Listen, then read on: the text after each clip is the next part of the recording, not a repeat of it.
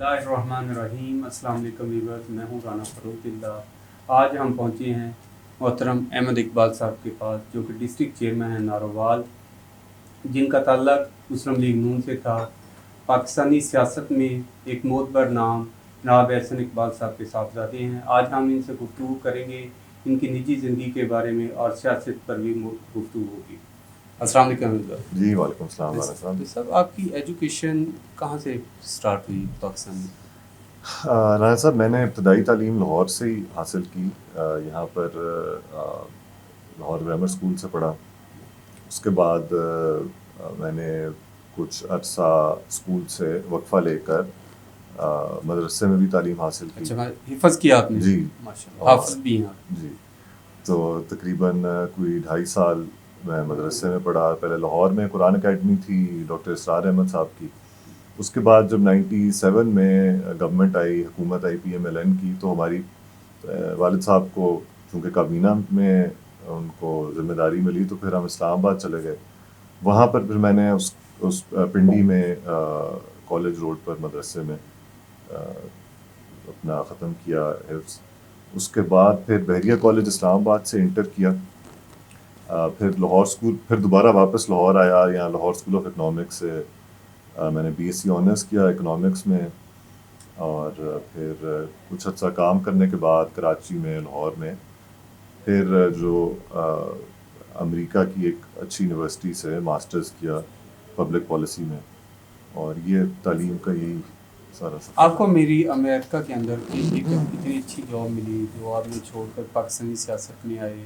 پھر آپ جدہ سعودی عرب میں بھی آپ کو آفر تھی اچھی ایک جاب کی. تو کیا یہ سیاست جیسے مشکل کام میں اپنی شوق کی وجہ سے ہے، یا آپ کے والد صاحب آپ کو سیاست میں لانا چاہ رہے تھے؟ نہیں، خود بہت شوق تھا. اور میرا خیال ہے کچھ نوجوانی کا بھی ایک اس میں بہت دخل تھا کہ اس وقت انسان کے اندر ایک بڑی نوجوان تو ہوتا ہے جس طرح آج کل کے نوجوان ہیں، موج مستیاں کی، لائف سٹائل اچھا ہے، تو سیاست کا کام نہیں، تو ماحول، مشکل ہے. گھر کا ماحول مختلف تھا نا. گھر کے ماحول میں ہر وقت ایک ملکی مسائل پر اور پڑھنے لکھنے کا بہت رواج تھا. جوائنٹ فیملی سسٹم تھا، تو وہ ذہن شروع سے ہی اس طرف مائل رہا. اور پھر ہم نے بچپن میں یہ ساری چیزیں جو مشرف کا ماشاء اللہ لگا، وہ ہم نے ایز اے فیملی فیس کی اور سارا کچھ کیا. تو وہ ایک شروع سے شوق تھا. تو اور دیکھیں، اس ملک نے ہمیں بہت کچھ دیا ہے. تو میں سمجھتا ہوں کہ جو بھی انسان جتنا کچھ کر سکتا ہے اتنا اس کو اس ملک کو واپس دینے کے لیے کرنا چاہیے. اور سب سے بڑی چیز جو میرا خیال میں، ایک تو اللہ تعالیٰ کا لاکھ لاکھ شکر ادا کرتا ہوں کہ اللہ تعالیٰ نے اتنی نعمتیں دیں.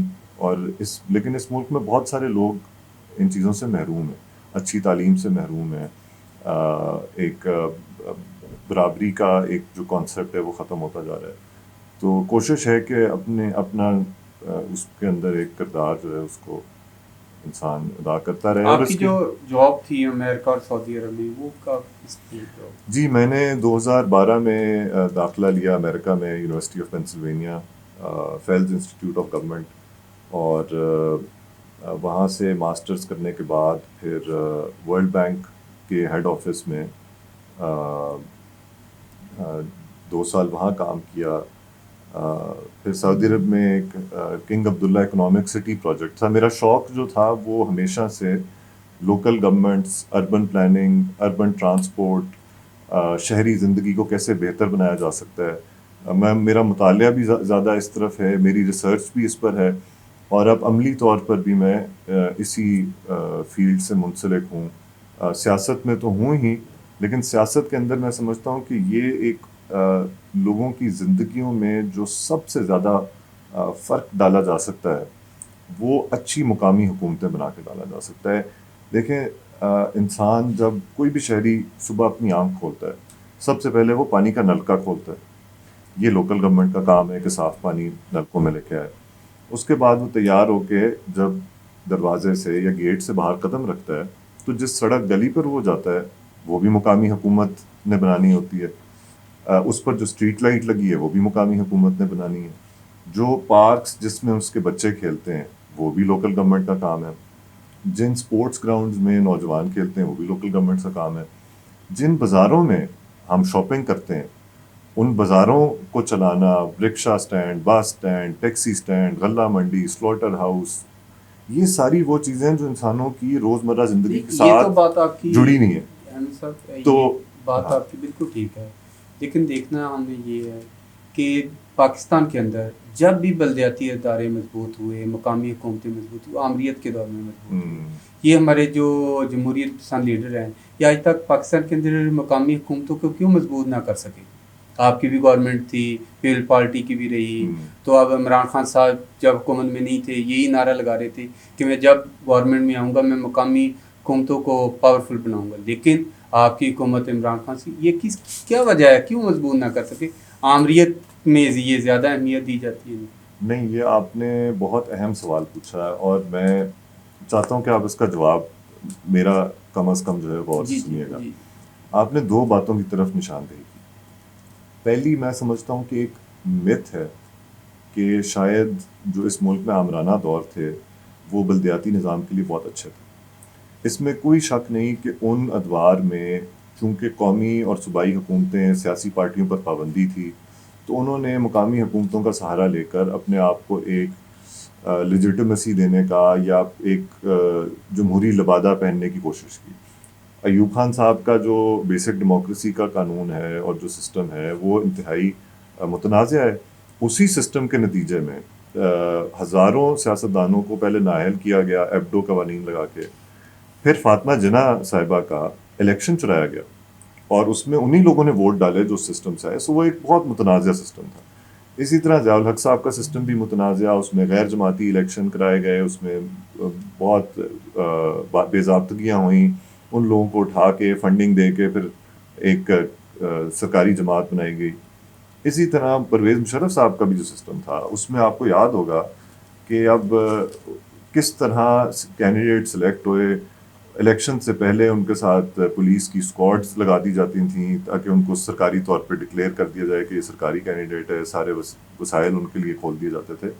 تو ان تینوں تجربات نے مقامی حکومتوں کو کمزور اس طرح کیا کہ پھر سیاسی جماعتیں اس نظام سے ڈر گئیں کہ جی اس نظام کے ذریعے اسٹیبلشمنٹ جو ہے وہ اپنی کنگز پارٹی کے امیدواروں کو مضبوط کر کے آگے لے کے آتی ہے.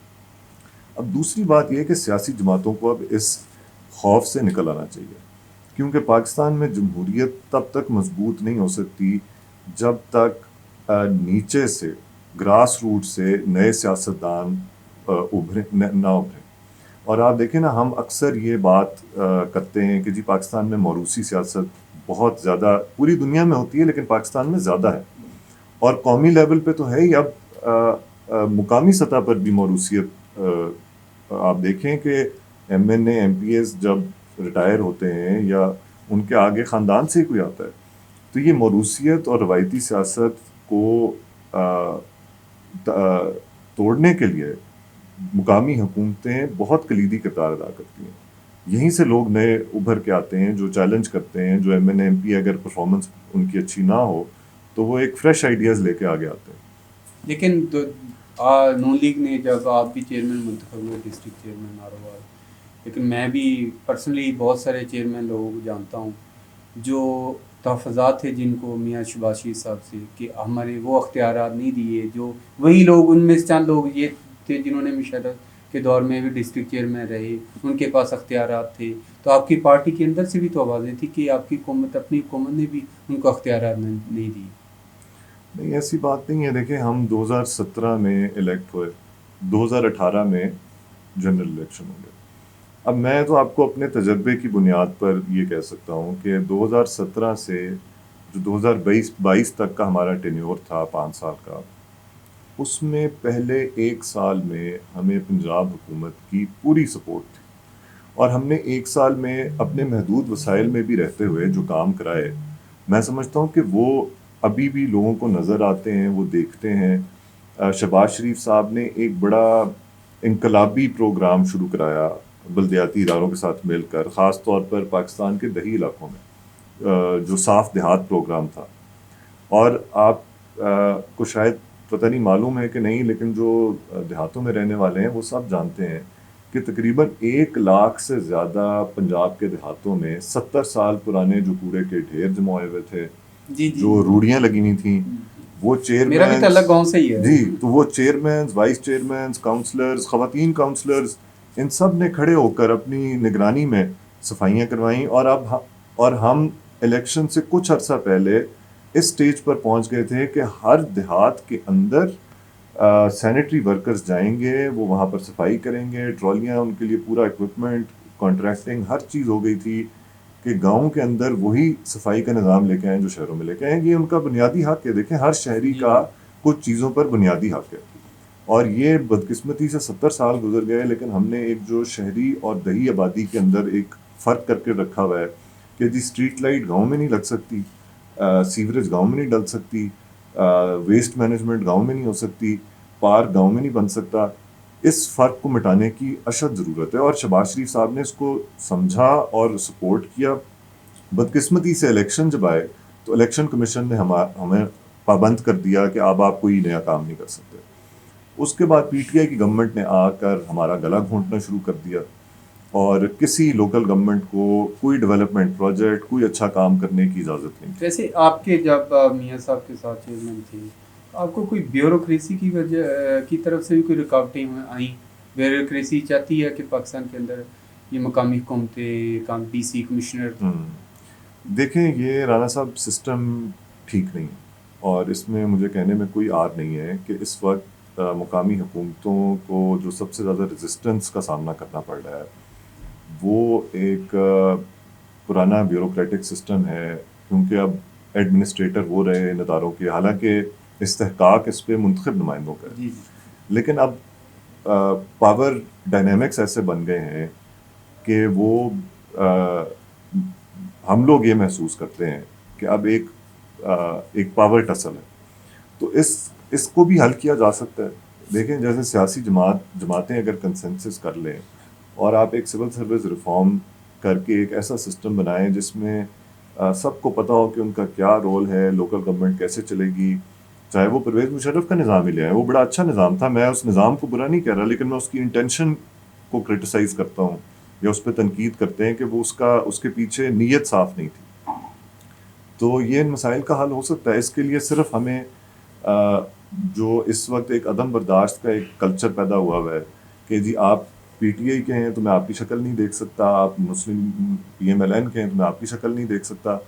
دیکھیں، پی ٹی آئی نے یہ اس ملک کے ساتھ بڑی زیادتی کی ہے کہ انہوں نے جو ایک برداشت اور آپس میں بیٹھ کر مسائل کا تصفیہ حل کرنے کا جو ایک کلچر تھا اس کو بالکل ختم کر دیا.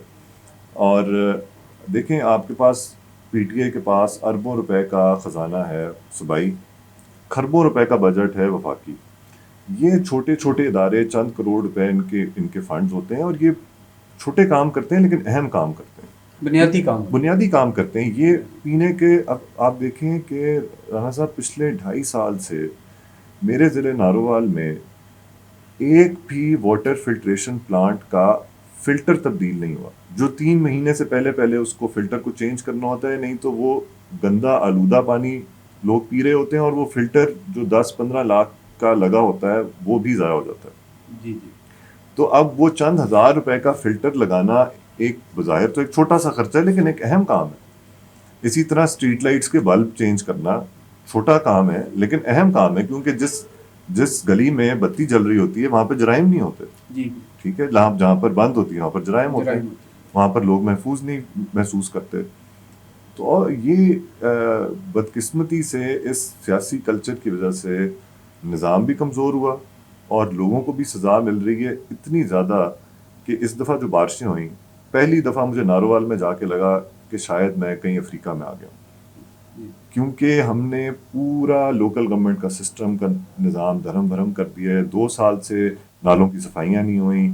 اب بارش ہوتی ہے تو 10 منٹ کے اندر شہر پورا ڈوب جاتا ہے. دیہاتوں میں برے حالات ہو گئے. تو یہ آپ کو بتاؤں، یہ ایک بڑا خطرناک چیز یہ ہے. ابھی آزاد کشمیر کا الیکشن ہوا، اس کا سروے آیا، اس میں لوگوں سے پوچھا کہ سب سے بڑے مسائل کیا ہیں. ہم ٹی وی چینلز پر تو مہنگائی اور ان چیزوں کو کہتے ہیں، لیکن لوگ کیا کہتے ہیں؟ سب سے بڑا مسئلہ اس میں آیا گلی، صاف پینے کا پانی، صفائی. اب یہ کام جو ہیں یہ لوکل گورنمنٹ کرنے والے ہیں. اسی طرح پنجاب میں جتنے سرویز آئے بائی الیکشنز کے، 2018 کے الیکشن کے، مہنگائی اور دہشت گردی اور جو بڑی بڑی چیزیں یہ لوگوں کی پرائرٹیز میں بہت نیچے آتی ہیں. لوگ سب سے پہلے کہتے ہیں کہ ہمیں صاف پینے کا پانی دیں، ہماری گاؤں کی سڑک اچھی ہو، ہمارے پارکس ہوں، بچوں کو کھیلنے کے مواقع ملیں، ہمارے گاؤں کا اسکول اچھا ہو، گاؤں کی BHU اچھا ہو، ڈسپینسری ہو. یہ 5-6 چیزیں یہ ہیں ہی لوکل گورنمنٹ کی کرنے والی. اور اب اس پر اگر سیاسی پارٹیز نے اس کو سمجھنے کی کوشش نہیں کی تو مجھے بہت خدشہ ہے کہ ہم سارے جو ہیں وہ مسائل کے حل کی بجائے اس کا حصہ بن جائیں گے. اب تو آپ کو سپریم کورٹ نے بحال کر دیا ہے ڈسٹرکٹ چیف جسٹس گلزار صاحب نے. اب کیا مسائل آپ کو پیش آ رہے ہیں گورنمنٹ پنجاب کی؟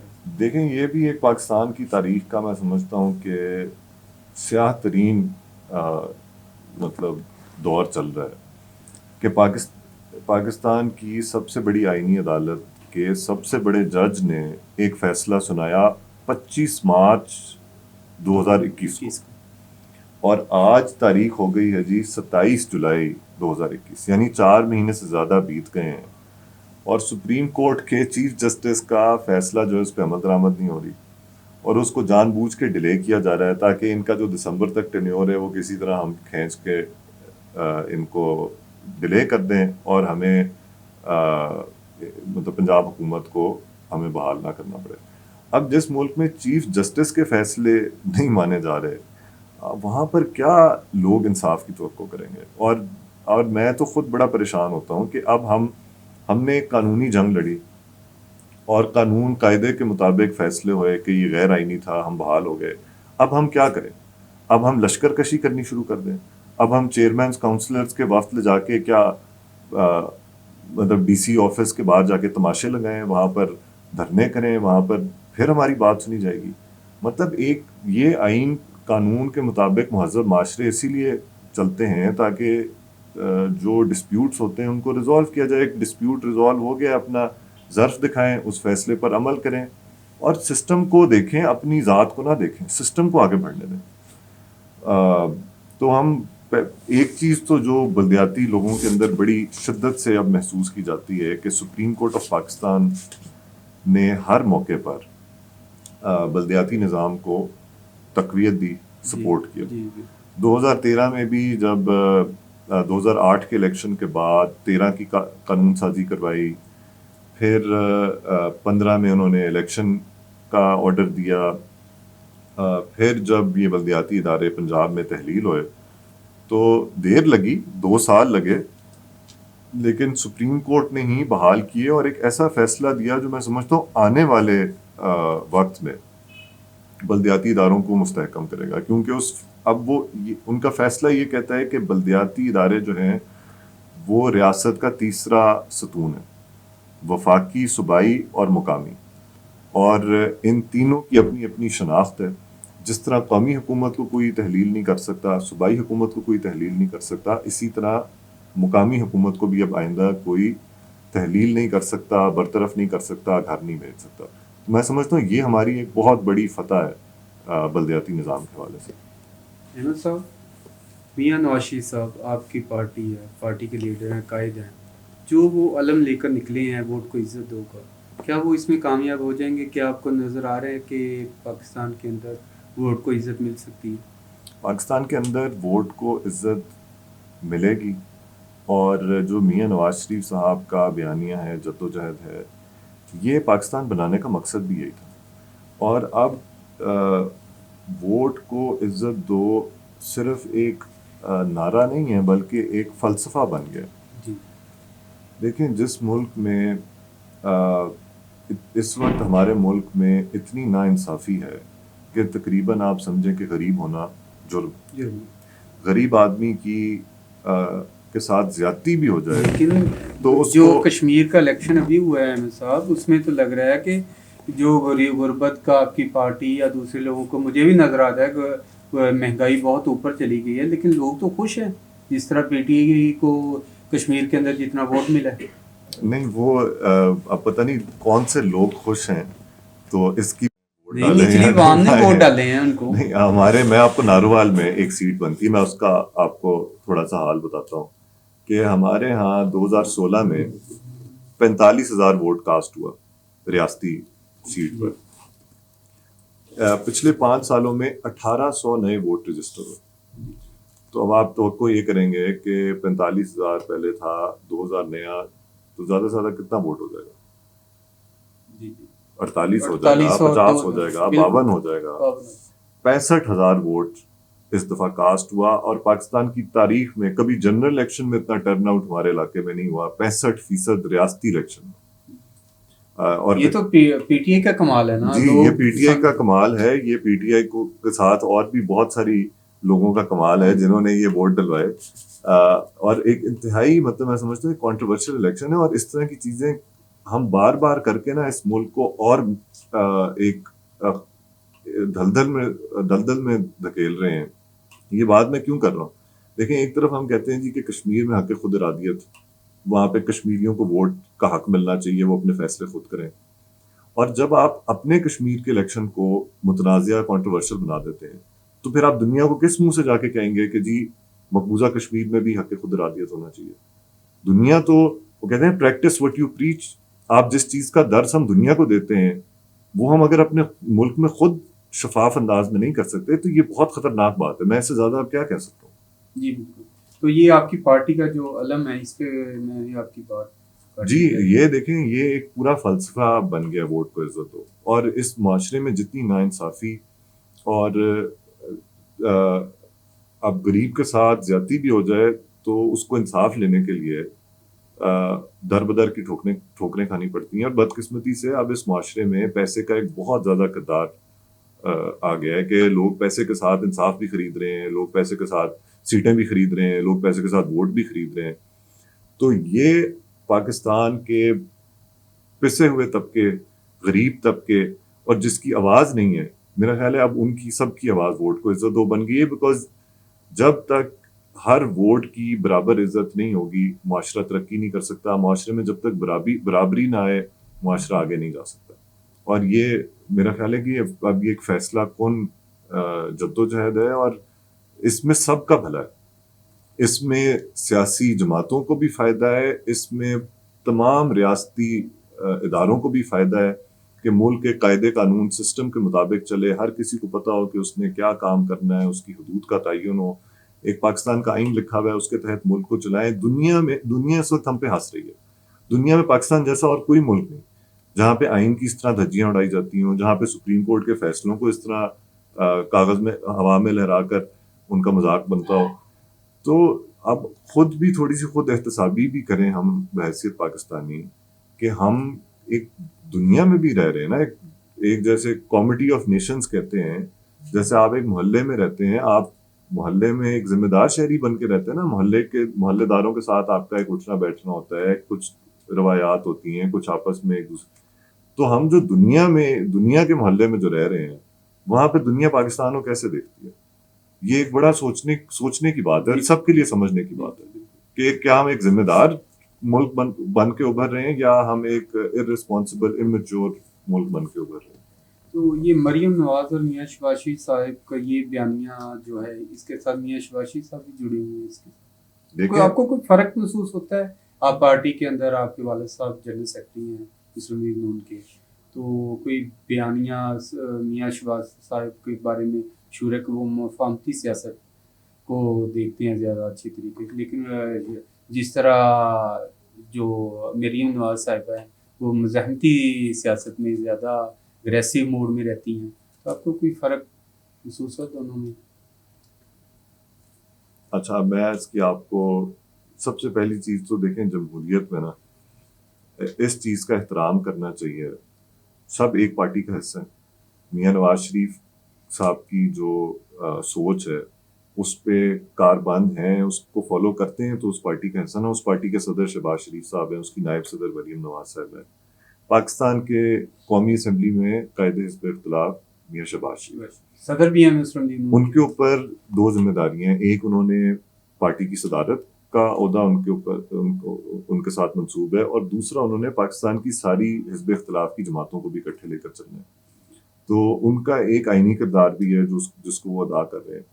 اور مریم نواز صاحبہ وہ کام کر رہی ہیں جو میاں نواز شریف صاحب اگر ملک میں ہوتے تو وہ ان کی آواز بن کر ان کے بیانیے کو آگے چلا رہی ہیں. اور مسلم لیگ نون، اس میں کوئی شک نہیں کہ اس بیانیے کی وجہ سے اور اس اصولی موقف کی وجہ سے آپ دیکھیں کہ ہم پہ بڑی سختیاں بھی آئیں، ہم نے سب لیڈرز نے جیلیں بھی دیکھی، لیکن وقت کے ساتھ ساتھ اب اصولی موقف جو ہے اس کی پذیرائی ہو رہی ہے. لوگ اس کو سمجھ رہے ہیں کہ یہ پاکستان کے بھلے کی بات ہے، اور مجھے یقین ہے کہ اس کے بغیر پاکستان ترقی نہیں کر سکتا.